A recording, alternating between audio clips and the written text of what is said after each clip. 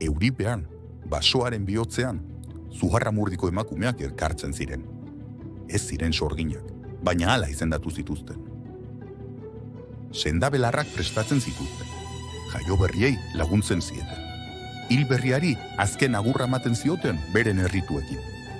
Haien ahotsa ez zen elizarena, ez da jauntxoena, baina komunitate osoaren oinarri ziren. Euren artean, akelarre deitu zituzten bilera batzuk egiten zituzten. Iharri beteko hauetan, belarrak partekatzeko, kantatzeko, antzinako ipuinak kontatzeko, eta batzuetan dantza egiteko. Baina 1609 Lapurdiko lurraldea mehatxu bihurtu zen Frantziarentzat. Pierre de Lanqueux epailea bidali zuen Frantziako errege Enrique Laugarrenak, garbitasun morala berrezartzena. Eta zugarramurdiko emakumeak kondenatu zituzten.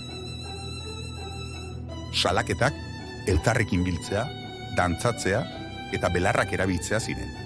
Egiazko zigorra? Ez, botere patriarkalaren beldurra emakume libreen aurrean.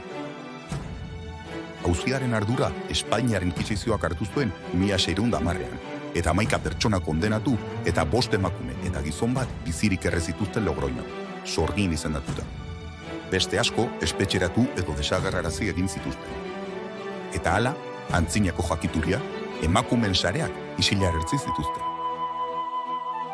Ez ziren munstroa, ez zuten deauruarekin hitzarmenik sinatu, beldurra baino ez zuten sortzen boterea zutenengan. Eta gaur, historia horiek bereskuratzea, sorkin bihurtutako emakumeei duintasuna itzultzea da.